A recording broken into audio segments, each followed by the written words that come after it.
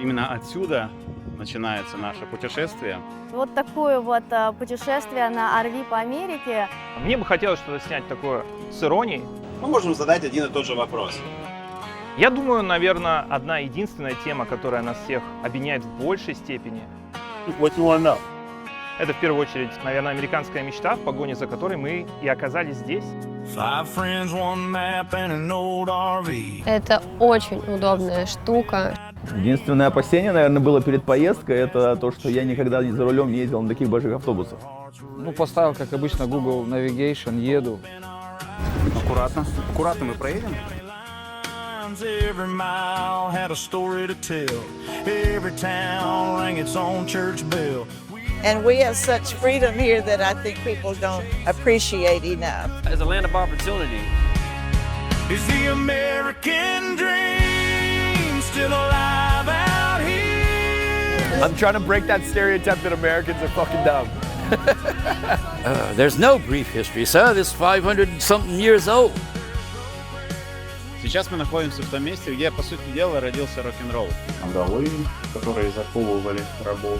Сложно представить себя на этом месте. Ну, вообще, кочевников же сколько было. Приезжали там, я не знаю, открывали Америку. It's just like you're living in your house. Мне плохо от ваших духов в этом пространстве, блядь! Talk to farmers, vets, and waitresses. Heard hard truths and stubborn yeses. It's hard to find work everywhere, and they don't pay very well. You do a good job driving a truck. Была неожиданно удивлена ценами на дома. These people are multi-billionaires, not millionaires. So everyone lost their homes. Это выглядит как гармоничное общество. Запад все еще дикий, а мечта все еще где-то на свободе. No place is the safest place.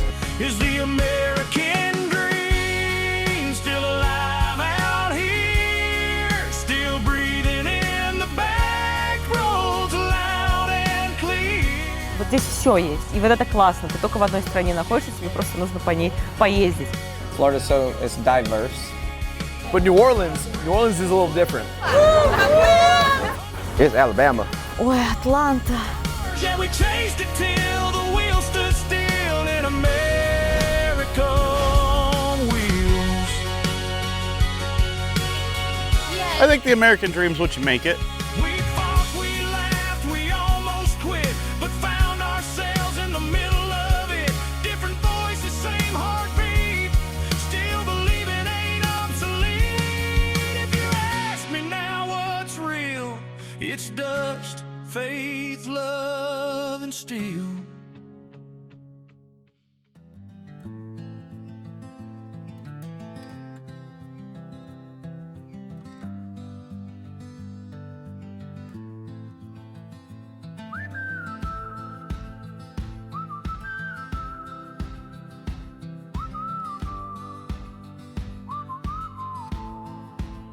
Привет, друзья! Меня зовут Александр Бороденков, и последние несколько лет я занимался тем, что путешествовал по миру и снимал страны, в которые меня заносило. Однако во всех этих странах я был всего лишь туристом, и, общаясь с местными жителями, пытался понять не только каково им там живется, но и в целом про бытовые, культурные, туристические и прочие особенности страны моего пребывания, чем с удовольствием делился с вами в выпусках на канале, пусть и не так часто. А вот страна, в которой я прожил половину своей жизни, все это время оставалась вне фокуса моего объектива, и я понял, что пришло время это исправить. Однако, в отличие от моего основного формата, а именно соло-путешественника, мне показалось, что для такого проекта нужна целая команда, учитывая степень ответственности и масштабы задумки. Ввиду чего, первым делом мне нужен был оператор. Поэтому знакомьтесь, Миша. Я ивент-видеограф, то есть я снимаю свадьбы, похороны, рекламы. Но на самом деле я снял только одни похороны, но это мне не мешает иронизировать на эту тему. Второй важный вопрос был, как снимать этот проект.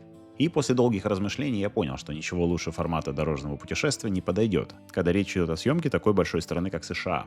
Но не просто дорожного путешествия, или как в Америке это называется, road trip, а путешествие в доме на колесах. И для этого мне, собственно говоря, нужен был сам дом на колесах. Этот вопрос не без помощи моего друга Славы, на удивление, решился очень быстро. И как часто это бывает, не было бы счастья, да несчастье помогло. С этим RV интересная история. Он принадлежал бабушке и дедушке американской семье моей бывшей жены. И мысль просто возникла, что вот если им этот автобус не понадобится, хорошо было бы у них его купить. И потом происходит такое, что дедушка умирает, и бабушка, она говорит, ну мне надо продать этот RV, я с ней созваниваюсь. Она мне говорит, она по дилерским там походила, ей что-то, какие-то 3 копейки за него дают. Я, в общем, говорю, Джоан, даже никуда не ходи, мы забираем твой RV. Вообще причина, почему я решил поснимать США именно в рамках путешествия на RV, объясняется банально просто. На мой взгляд, путешествие в автодоме — это по сути квинтэссенция американского образа жизни. Это не просто способ передвижения, а целая культурная концепция, которая глубоко укоренилась в американской ментальности. Почему? Ну, во-первых, США — это страна, построенная на дорогах. Почти 7 миллионов километров дорог, что гораздо больше, чем в какой-либо другой стране мира. Второе. Путешествие на RV — это про свободу, что максимально ярко перекликается с концепцией американской мечты, о перспективе реализации которой в наши дни мы еще поговорим в этих выпусках. Третье. Америка открывалась именно кочевниками, поэтому, приобщившись к такому образу жизни, мне казалось, это поможет нам еще и заново переоткрыть Америку в исторической ретроспективе и, заглянув в прошлое, понять суть явлений, что имеет место быть сегодня. Ну и, наконец, RV-путешествие — это еще и про прагматичный подход, который так свойственен американцам.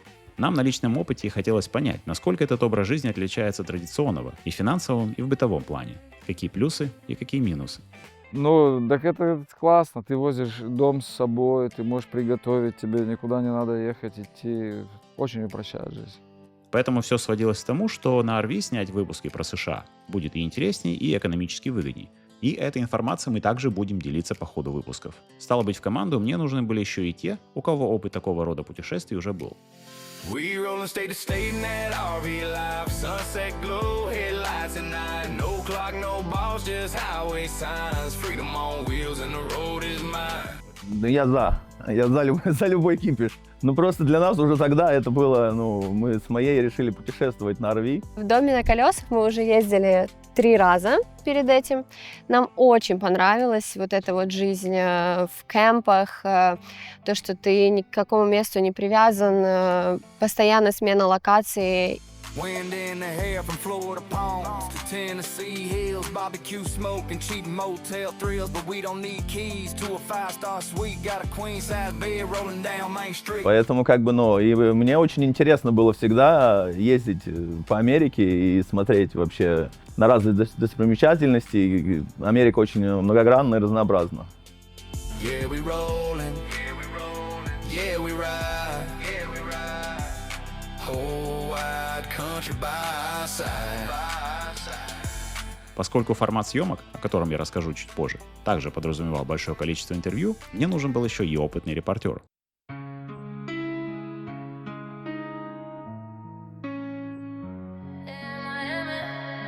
В эфире Майами. Жара, неон, океан. Дана на связи. Конечно, приехав в Америку, я увидела то, что здесь есть нескончаемые возможности реализовать все, что ты захочешь.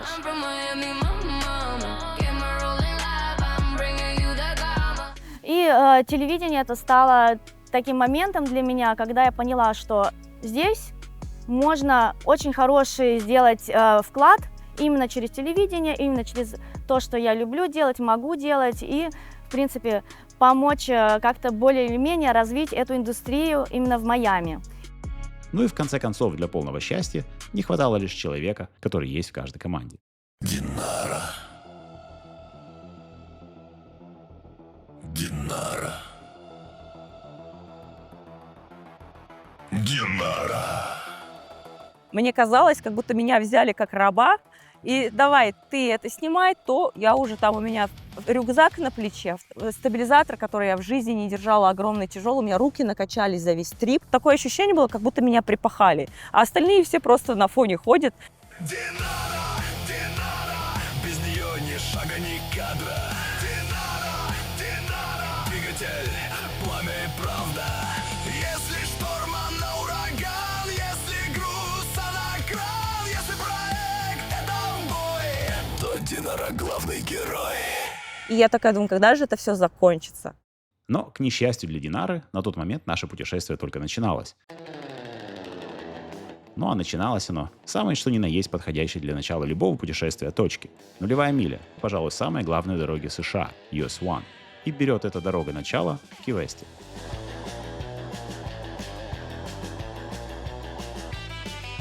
Ки-Вест интересен для меня стал тем, что он разноцветный. Ки-Вест маленький, компактный и очень уютный. Ки-Вест на меня на самом деле произвел очень интересное впечатление. Яркое солнце, солнечный пляж, люди в курортной одежде. Ки-Вест – это самая южная точка континентальных США. Настолько южная, что географически она находится ближе к Гаване, чем к ближайшему крупному американскому городу – Майами. Собственно, об этом факте и рассказывает, пожалуй, самая главная достопримечательность этого тропического острова. Пожалуй, самая основная достопримечательность, ради которой приезжают люди на Ки-Вест, это бочка. 90 миль до Кубы, самая южная точка Америки. И вот обозначить это географическое положение местные власти решили таким образом. Поставили ее в 1983 году, как туристическую и географическую метку, и сфоткаться на ее фоне – святая обязанность каждого, кто оказывается на Ки-Весте, ввиду чего выстраиваются очереди желающих зафиксировать свое пребывание тут. Если вам не принципиально эту бочку обнять, то чтобы не тратить время, просто сфоткайтесь, забравшись на плиту, что установлено рядом. Ну, давайте я вам покажу еще какие есть достопримечательности в этом городе. Их достаточно много. Но город преимущественно, конечно, туристический. Сюда приходят круизные лайнеры. Вот один из них, кстати, идет. Он довольно-таки маленький с точки зрения своих размеров, но, наверное, на 1-2 дня однозначно найдется чем заняться туристу. В общем, давайте я о этих местах тоже расскажу. Сам Ки-Вест, он небольшой. Долго времени я бы там не стал проводить, больше 2 дней, мне там уже надоедает. Но город очень аутентичный, очень много необычной архитектуры. Городок этот очень визуально привлекателен своей архитектурой. Мне очень нравится Ки-Вест. Вот эти маленькие домики, и все так уютно. В основном здесь преобладает так называемый conch style – ракушковый стиль. Домики на сваях застройки конца 19-го, начала 20 века, с широкими верандами, ставнями и прочими атрибутами этого стиля. Точнее сказать стилей, так как это некий своеобразный микс карибского, викторианского и южного колониального. Вообще с ракушками тут много что связано. Ки-Вест еще неофициально называют ракушечной республикой – Conch Republic. Вернее сказать, он сам себя таковой нарек в 1982, когда отделился от США и провозгласил независимость, которая, правда, продержалась всего 1 минуту, после чего мэрия города сдалась властям США и потребовала контрибуцию в $1 миллиард как помощь на восстановление после вторжения. Но, если честно, то ключевой фигурой, благодаря которой Ки-Вест превратился из экзотического острова флоридского архипелага в курортный центр, это Генри Флаглер, сооснователь Standard Oil, империи Джона Рокфеллера. Именно он сотворил невозможное и построил Overseas Railroad – железную дорогу через океан, которая соединяет материковую часть Флориды с Ки-Вестом. Фрагменты этой железной дороги до сих пор видны на подъезде к Ки-Весту. Именно по этой железной дороге перебрался на остров человек, чей дом-музей является второй по популярности достопримечательностью этого острова. Эрнст Хемингуэй впервые приехал на Ки-Вест в 1928 году по пути из Парижа в США. Изначально он планировал остановиться всего на несколько недель, но атмосфера острова затянула его настолько, что через 3 года он с женой переехал в дом на Уайтхед-стрит, в котором прожил 9 лет. Именно там он написал ряд своих знаковых произведений, таких как «Прощай оружие» и «По ком звонит колокол». В тот период он был особенно продуктивен, много писал, рыбачил, ну а вечера коротал в баре Sloppy Joe, ставший затем культовым местом и который работает до сих пор. Принято считать, что годы, проведенные на Ки-Весте, положительно сказались на его творчестве. И именно там он вдохновился идеей переезда на Кубу, куда вскоре перебрался вместе со своей новой женой. Ну а дом на Ки-Весте остался за его прежней женой, Полин Пфайфер, и позже был переделан в музей, вход в который стоит $18 за человека. Да, жен у Хемингуэя было аж 4, но коллекционировал Хемингуэй не только жен. Огромное количество туристов в этот дом привлекает еще один интересный факт. На территории этого домика проживают очень миленькие кошечки, и особенность этих кошечек в том, что они шестипалые. Who let the cat out? Who let the cat out? В общем, мне не дает посчитать свои пальцы. Так, а у тебя сколько? Down in Key West, where the palm trees sway. Yeah. At Нет, шестипалые эти кошки не потому, что их сгенерировал искусственный интеллект. Это вообще интересный феномен. Как-то местный рыбак подарил Хемингуэю кота по кличке Снеговик, Сноубол, у которого была полидоклия, природные мутации, из-за которой у кошки появляются дополнительные пальцы. Со временем Снеговик, как полагается, дал потомство, и часть котят унаследовали эту особенность. Несмотря на то, что существует расхожий миф, что, мол, Хемингуэй завещал этот дом кошкам, юридически это нигде не зафиксировано. Однако особняк все равно стал их родовым поместьем, даже со своим кладбищем. И сейчас там проживает около 50 кошек, многие из которых как раз шестипалые, о чем я лично убедился, поймав одного из них. Петухи везде по улицам ходят, кукарекают. Другие животные, с которыми у многих ассоциируется Ки-Вест, это петухи. История их появления здесь не обвеяна никаким романтическим флером. Просто в 19 веке их завозили с целью использования в петушиных боях, которые на тот момент были легальны. Ну а после запрета такого рода зрелищ про петухов просто все забыли. И ввиду отсутствия большого количества хищников и благоприятного климата, петухи с курицами там расплодились не хуже, чем шестипалые кошки в доме Хемингуэя. У них своя жизнь, за ними можно наблюдать. У них там они там свои такие семейные тоже драмы строят с курицами. То, что если вы наблюдаете, вы это увидите.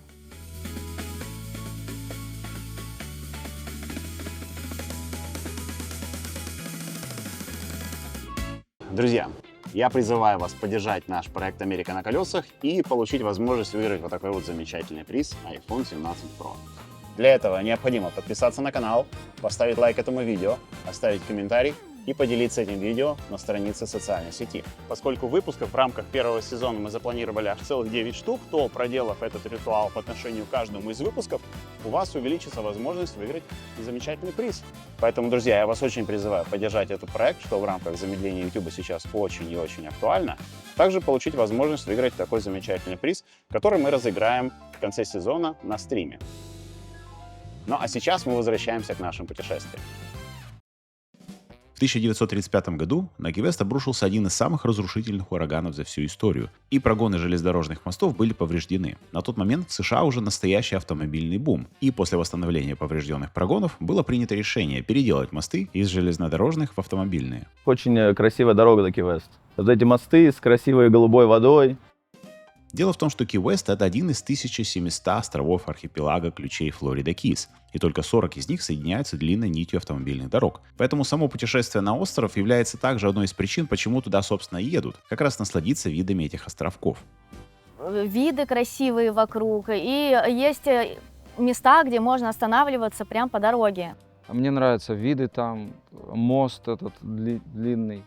Венцом же этой поездки является знаменитый Семимильный мост, который открыли в 1982 году, а старый, который, кстати, до сих пор функционирует, оставили для пешеходов и сделали велосипедной зоной. Если кто-то помнит кадры из культового боевика 90-х «Правдивая ложь» с Арнольдом Шварценеггером, так вот фургон с террористами он расстреливал из истребителя именно здесь. Ну а мы по новому мосту, что построили рядом и который не попал под огонь, наслаждаясь видами, что открывались за окнами, добрались до нашего первого RV-кэмпграунда.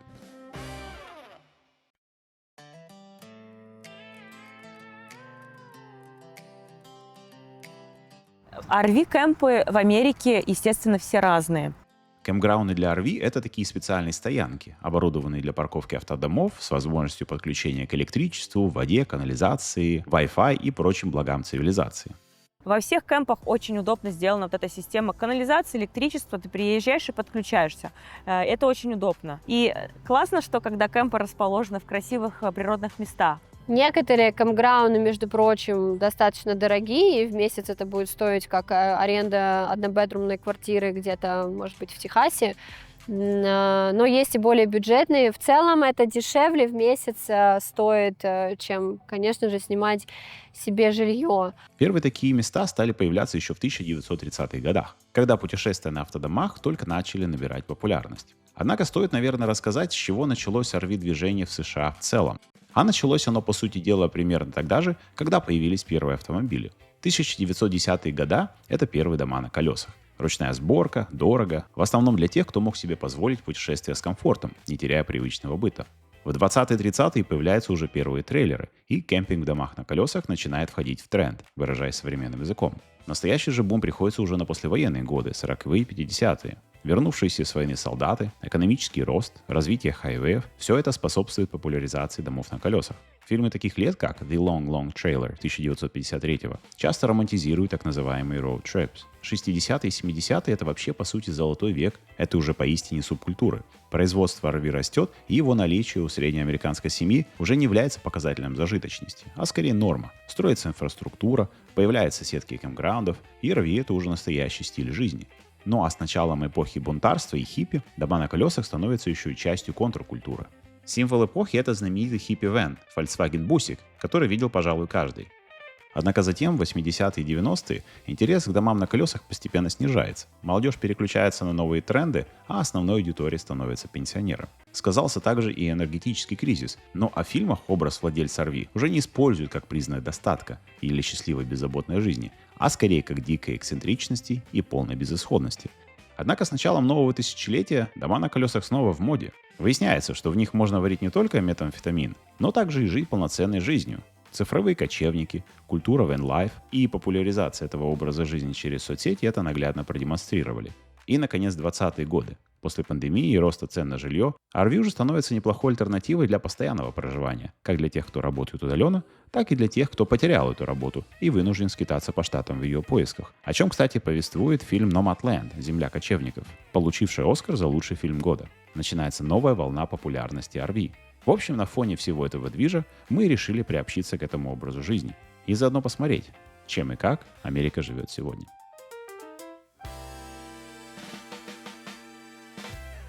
Как я уже сказал, к съемкам этого проекта я решил подготовиться основательно. Хотелось, чтобы получилось все красиво, интересно, сочно, ярко, красочно. Однако были свои нюансы. Я бы стремился скорее даже не к такому суровому документализму. Мне бы хотелось что-то снять такое с иронией, потому что я сам очень ироничный человек. Документальный фильм — это не про эффекты, которые нужно создать, чтобы человек, допустим, не перелистнул твой рилс. Это то, что люди смотрят долго, и это должно быть качественно. Все-таки это совсем отличающийся формат от того, что мы когда просто садимся на самолет, летим в другую страну, выходим там, едем там в отель, и съемки начинаются вот потом. А здесь то есть все время в режиме съемок. Для меня это тоже такое ощущение было, как какое-то реалити-шоу просто. В общем, я хотел с этим проектом немного поэкспериментировать. Снять его и как travel-влог с элементами документалистики, и как реалити-шоу, понимая, что ресурс своей компании нужно использовать на максималках. Да. На реалити невозможно написать сценарий, и он на него и не писался никогда. У вас должен быть план в течение всякого нового дня. Куда и что вы едете, что вы будете делать. Все. Вы едете по этому плану, или снимаете то, что считаете нужным. Нас заебал этот наш автобус, это веселая газель, блядь. Мы хотим гостиницу снять, гостиниц нет, хоть в лес иди. И просто пиздите в этот момент. Знаешь, веселый пиздеж.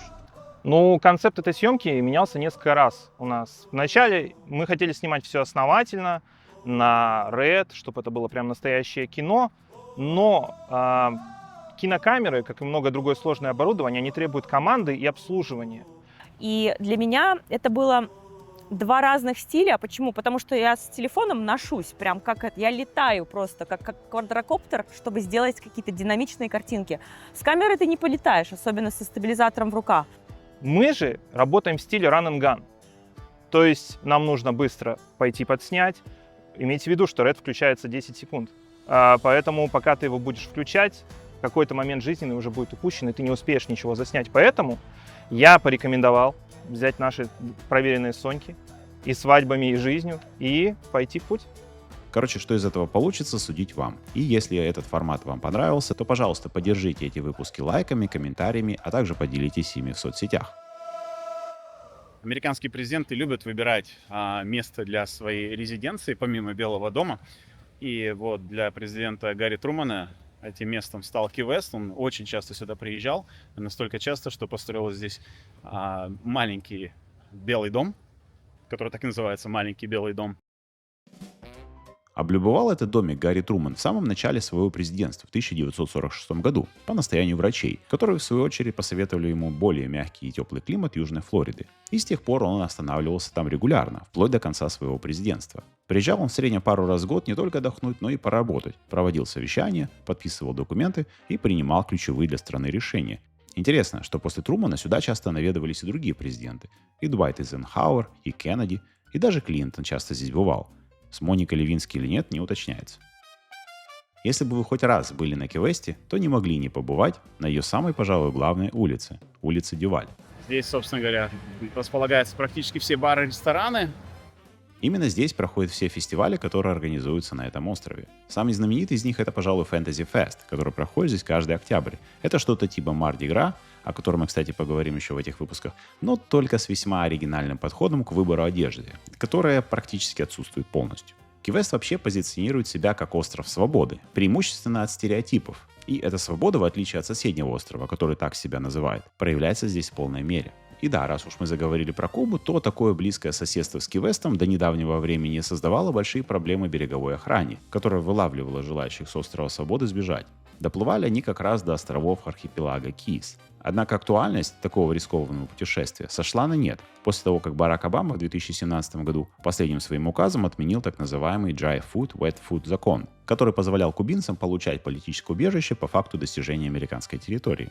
В некоторых музеях Ки-Веста можно увидеть реальные или реконструированные плоты, на которых кубинцы, которых в свою очередь называли балсерос, добирались до побережья Флориды. Как вы понимаете, немногим это удавалось, поэтому в память о погибших авантюристах также установили мемориальные доски. Да, но вообще особенность Ки-Веста, уникальность его в том, что он интересен не столько своими главными улицами, а как раз этими маленькими улочками, и домики, которые построены в таком викторианском стиле, они очень мило, они скрыты от основных потоков туристов. Для того, чтобы до них добраться, лучше всего взять в прокат скутер. А вообще улица Дюваль тянется через весь остров. Там, где она начинается, солнце встает, а там, где она заканчивается, оно садится. Ки-Вест меня напомнил Миртл-Бич. Мне было очень интересно посмотреть на такой курортный, шумный город.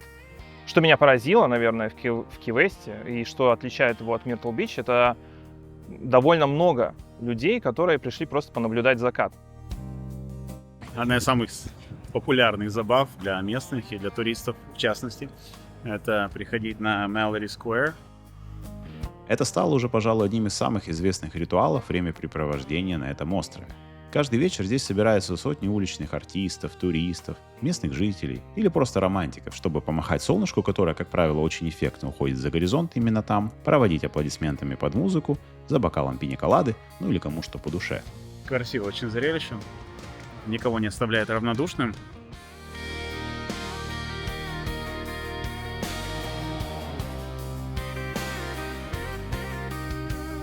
Да, эту традицию начали еще в 60-х, 70-х, когда Ки-Вест стал притягивать художников, хиппи и свободных людей всех мастей. Со временем эта привычка стала ритуалом, а потом и туристической достопримечательностью. Атмосфера в Ки-Весте такая релаксовая. Кто чем занимается, кто там пьет, что-то курят. Рестораны, море продуктов, если ты хочешь там лобстеров, пожалуйста. Мне нравится тем, что там настолько все просто, там есть душа, ты заходишь в заведение, люди играют живую музыку. После заката в Ки-Весте начинается уже совсем другая, ночная жизнь, которая не менее интересна и насыщена на события. Полные бары туристов, кантри-музыкантов, местных, которые переехали сюда со всех уголков мира, именно за этим уникальным островным вайбом, прочувствовать который можно лишь будучи здесь.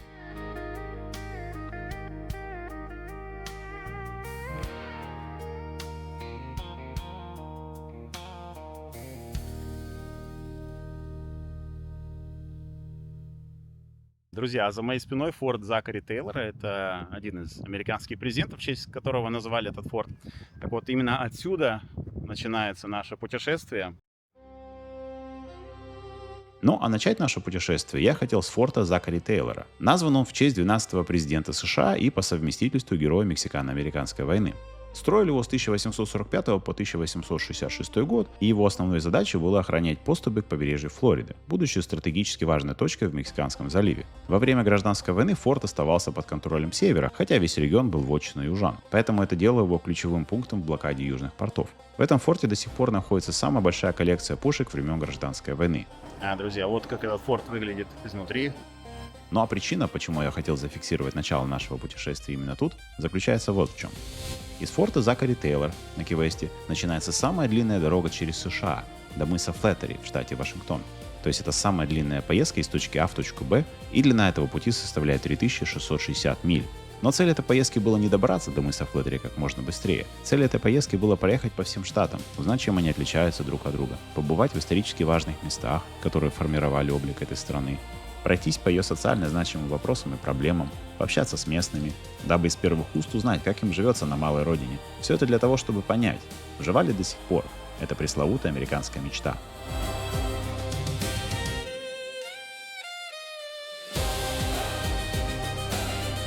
Я думаю, наверное, одна единственная тема, которая нас всех объединяет в большей степени, это в первую очередь, наверное, американская мечта, в погоне за которой мы и оказались здесь. Чувствуется свобода, кайф какой-то. Я чувствую себя как дома. Поэтому сейчас мы решили с друзьями переоткрыть для себя Америку. Каждый новый день — это чистый лист твоей истории, который ты вписываешь сам.